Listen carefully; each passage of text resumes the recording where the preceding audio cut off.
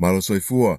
A lot of us know by now that just about any statement in Samoan is made of 1 to 3 phrases. A noun phrase like oia or she, an action phrase like na kamoe or ran, and a target phrase like ile faleaonga or to the school. She ran to the school, or oia na kamoe ile faleaonga.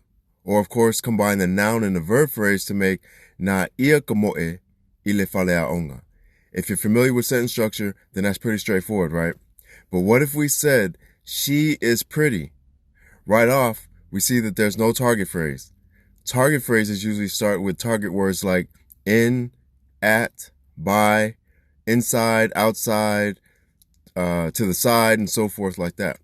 So, like our previous statement, ile faleaonga, or to the school was the target, and all of this was the target phrase. It's a statement that leads to a target. So that leaves the noun and the action. The noun phrase would be she because it's a pronoun. That only leaves the verb phrase now, right? Is pretty an action? No, it's a description, right? So where does it go in the Samoan sentence structure? In the action phrase, and here's why.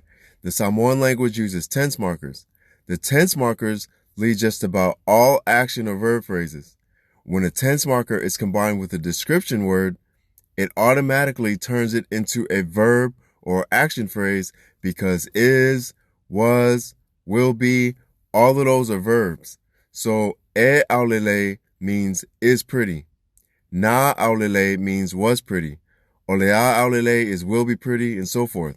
So combining the tense markers, na, sa, e, olea, matote, tatote, all of them.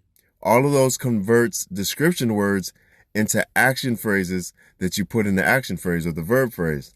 So to answer the question, yes, you can use description words by themselves in a phrase without having to attach a word to it.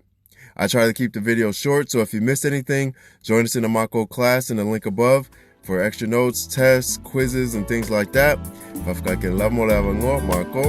Thank you, Rainiel Villanueva and Derek Falafia, for your contribution to the Mako project.